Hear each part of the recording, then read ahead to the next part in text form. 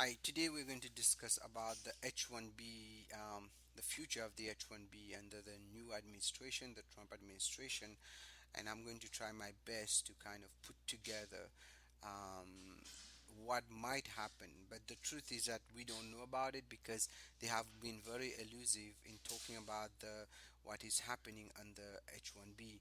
So the truth is also that we can only speculate based on the people he's hiring what will happen to the H1B.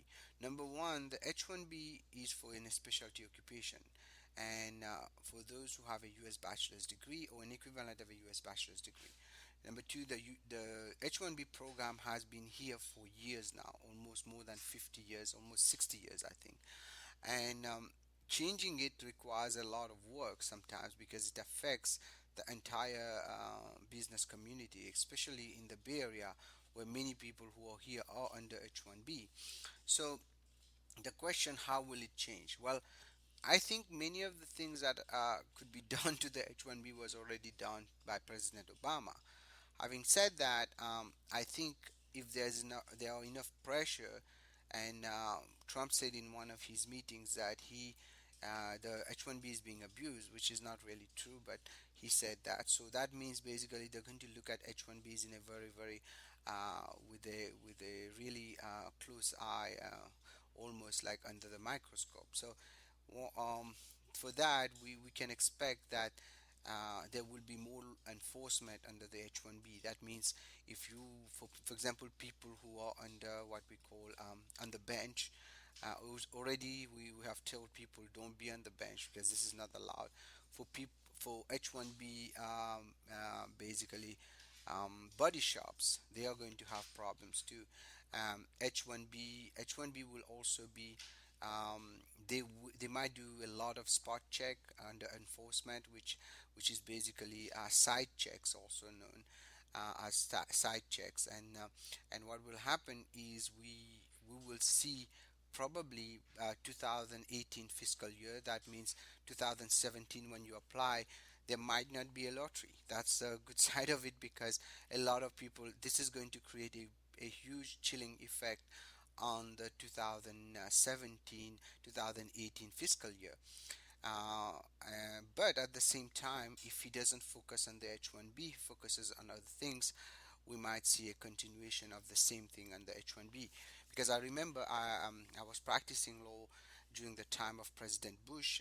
He was very much pro employment based immigration. So he didn't make it that hard for people to get the H1B. And this is when the lottery started. We got so many applications.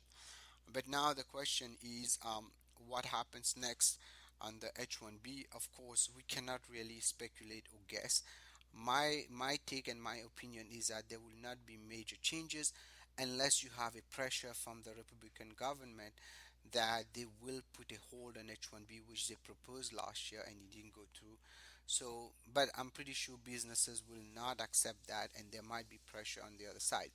But having said that, as you know, President Trump has his own mind and things go his own way. So unless if he says something on a visa, he will probably do it. So we have to be ready for that. So few tips I will give: make sure all your paperwork are in order. If you're a company, make sure you're compliant with all the H1B rules. Make sure you're ready for site visits.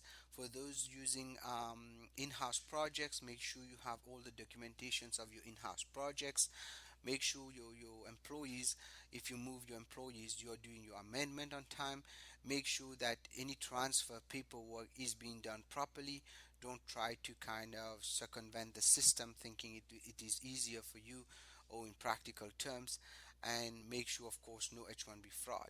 But those are just few tips I can give you at this point. Unless we have a final draft what will happen to the H1B, my take, in my opinion, there will not be big changes except the one I just mentioned: more enforcement and more checking on site visits, etc.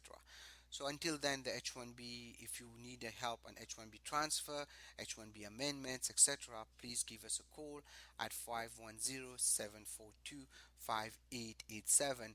And anything I'm telling you today is for educational purposes only. You should not act or refrain to act solely on the information provided. You should contact an attorney if you have any questions. If you like our videos, please subscribe and share it with your friends. Thank you.